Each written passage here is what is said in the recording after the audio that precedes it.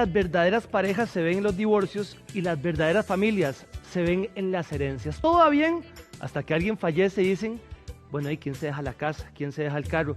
Y hay que repartirse todo y eso empieza a hacer problemas. Por eso tenemos a un licenciado que se llama Daniel Brenes, que está con nosotros.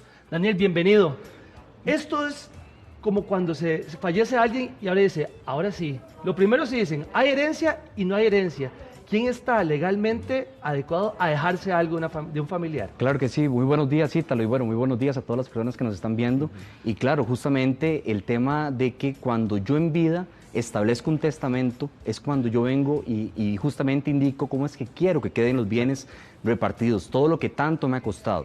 Ese es el primer caso. El segundo caso es cuando la persona fallece y no hizo ese testamento, entonces ahí tenemos que ampararnos en lo que establece el Código Civil, en cuáles serían los herederos que serían legítimos como tal. ¿Cuáles serían las reglas básicas entonces de una herencia, de las personas que van a recibir algo? Exacto, si no tenemos un testamento, entran esas reglas básicas que establece el Código Civil, que nos dice que en primer grado quienes tendrían derecho a estos bienes serían el cónyuge, los hijos y justamente los padres. Entrarían, Ítalo, en un segundo margen justamente los hermanos, las hermanas, en un tercero los tíos, las tías, y ahí justamente donde iríamos. Es importante, Ítalo, acá indicar que si yo en vida establezco un testamento, yo no tengo reglas básicas, ¿verdad? No hay reglas. Yo si quiero dejarle el carro al panadero, se lo dejo al panadero. Si quiero dejárselo a un sobrino, se lo dejo a un sobrino. No hay reglas básicas cuando yo establezco un testamento en vida. Vamos a aprovechar que estamos en Facebook Live porque tenemos un montón de dudas, así que por favor, aquí vamos a estar también resolviendo muchísimas de ustedes. Ahora, hay que dejar esto claro, ¿verdad? ¿Quiénes son los que van a recibir, digamos, en primer plano? Ok, los que van a recibir en primer plano justamente cuando no tenemos un testamento serían los que están justamente el cónyuge, los hijos y los padres. Esos serían, digamos, en primer orden. ¿Qué es lo que pasa? Que si yo por alguna razón, estando en vida, yo vengo y digo, mira, mis bienes le van a quedar a mi hermana solamente y no mete a mi hijo, por ejemplo, ahí no hay nada, ¿verdad? ¿Por qué? Porque la voluntad justamente que yo tuve estando en vida y en ese caso yo dije todo le queda a mi hermana. Ahora, es importante acá y tal indicar que por más de que yo en el testamento haya dado esa voluntad de que todo le quedara a una sola persona o a dos personas, entran siempre los acreedores, ¿verdad? Si yo tengo deudas, primero se salda la deuda con los acreedores, ya sea con dinero o ya sea con los bienes que yo tenga, y lo que queda, ahora sí, le decimos a las personas que yo les heredé, bueno, esto es lo que les corresponde. Eso, en el caso cuando yo establezco un testamento o en el caso de que no lo establezca, lo primero siempre van a ser a los acreedores, a las personas que yo les debo. Ahora, licenciado, es muy lindo cuando la persona fallece y dice, bueno, este es el testamento, esto es lo que dejó, pero cuando no hay un papel, ¿qué se hace? ¿Cómo se reparte la cosa? Claro, cuando no hay un documento, ¿verdad? Justamente tenemos que ir a la vía judicial y que sea exactamente la vía judicial quien llegue a identificar a estas personas que serían las personas que entran y que establece el Código Civil, ¿verdad? Que serían cónyuge, hermano, hijos, ¿verdad? Y justamente irlo estableciendo. Acá hay un tema importante que muchas veces identificamos que hay herederos que no son legítimos para recibir una herencia. ¿Y por qué no son legítimos? No son legítimos, Ítalo, justamente porque tal vez estando en vida tuvieron problemas con la persona que murió. Mira, tuvieron temas de violencia doméstica. Aparece, ¿verdad? Claro, tuvieron temas de violencia doméstica, por ejemplo, ya a nivel judicial, tuvieron hasta algún asunto penal. Entonces, los demás herederos lo que tendrían que hacer es apersonarse a ese proceso judicial y venir y decir, mira, es que mi hermano no es legítimo para que reciba la herencia porque él, con papi, por ejemplo, estando en vida, tuvo problemas. Exacto. Siempre, esa palabra es increíble cuando se muere alguien, siempre hay problemas, pero ¿en qué momento una persona que no le parece justo como se están dividiendo todo, puede empezar a pelear, a decir, no, yo también me tengo que dejar algo?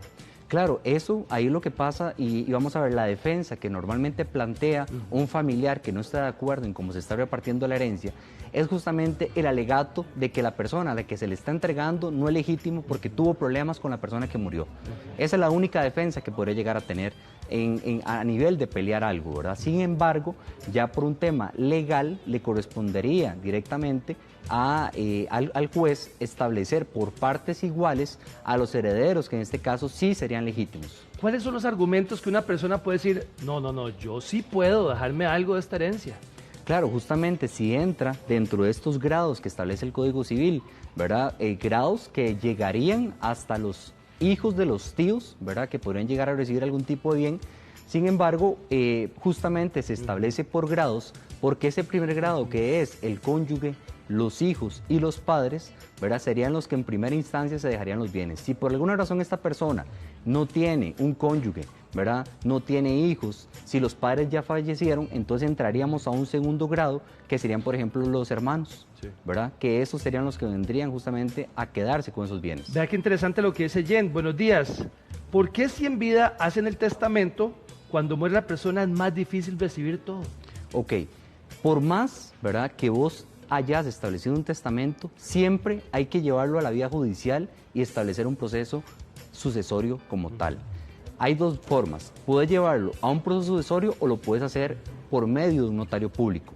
Lo haces por medio de un notario público, ¿verdad?, cuando no hay ningún tipo de problemas, ¿verdad? Cuando hay algún tipo de diferencia, lo tenés que llevar a la vía judicial como tal. Entonces, ¿qué es lo que pasa? Que igualmente es un proceso, ¿verdad?, judicial, va a llevar su tiempo como tal, claro, pero es más beneficioso cuando hay un testamento porque ya existe la voluntad de la persona que fallece. Cuando no lo hay que llevar, establecer un albacea, ¿verdad?, dentro del proceso sucesorio, establecer quiénes son los herederos, ver si realmente un heredero puede llegar y rechazar la herencia también. Claro. Entonces hay que llevar todo ese proceso judicial que cuando no hay un testamento es mucho más largo y además es mucho más costoso, ¿verdad? Que justamente, bueno, te lo mencioné anteriormente, Ítalo, el tema de que muchas personas piensan que establecer un testamento es algo muy costoso, ¿verdad?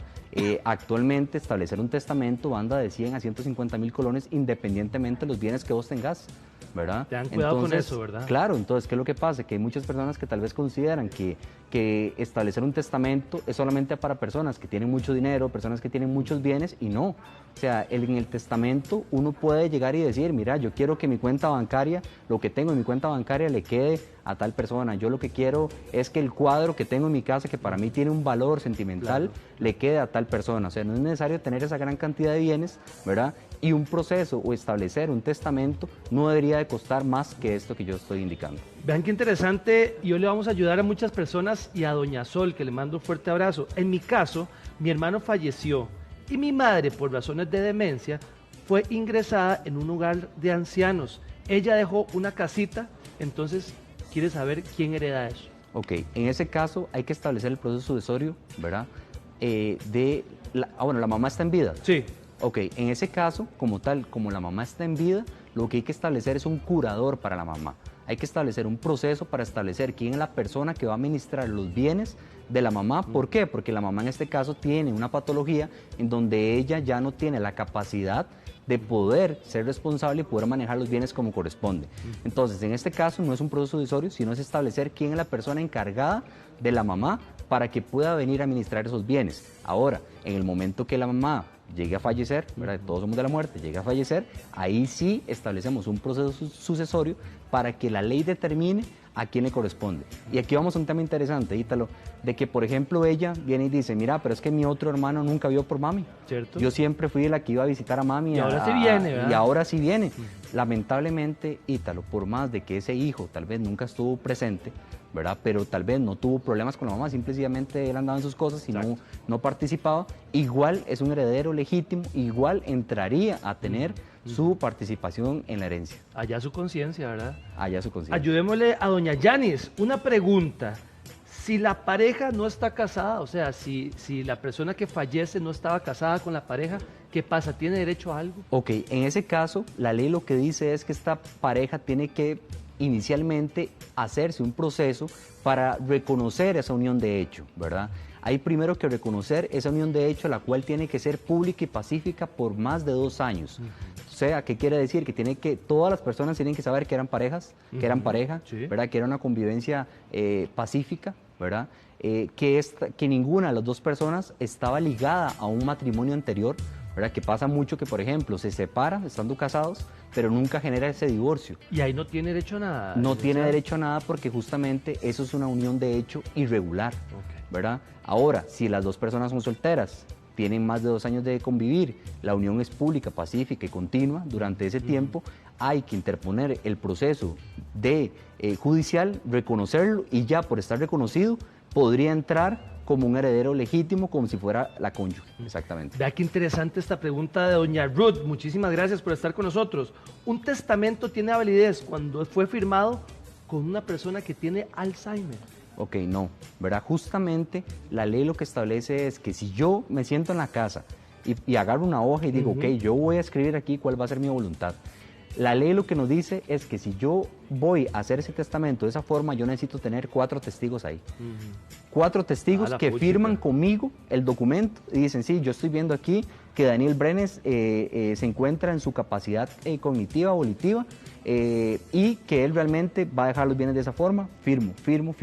4 testigos, ¿verdad? Ahora, yo agarro eso, lo cierro, lo puedo guardar siempre y cuando estén esos testigos. O puedo llevárselo al notario y es lo que conocemos como un testamento cerrado, ¿verdad? Pero si yo logro identificar que en el momento que la persona que hereda no se encontraba en su capacidad cognitiva o volitiva para realizar esta voluntad o esta manifestación, ahí justamente, Ítalo, es donde entran los herederos a querer apelar y traerse abajo ese testamento manifestando esta patología que en este caso la persona que hereda presentaba.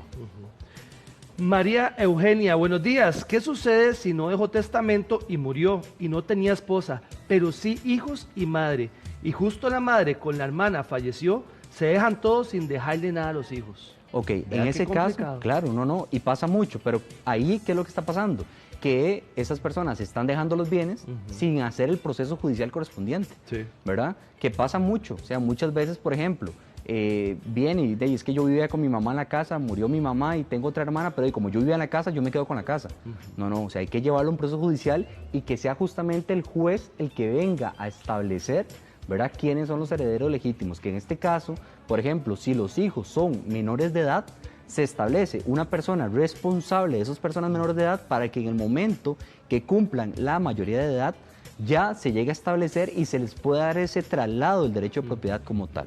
Don Daniel Brenes, ahí está su teléfono y sus redes sociales para que lo contacten. Nos vamos a quedar una media hora para sí, contestar a todas estas personas que están. Encantado, Ítalo, muy amable.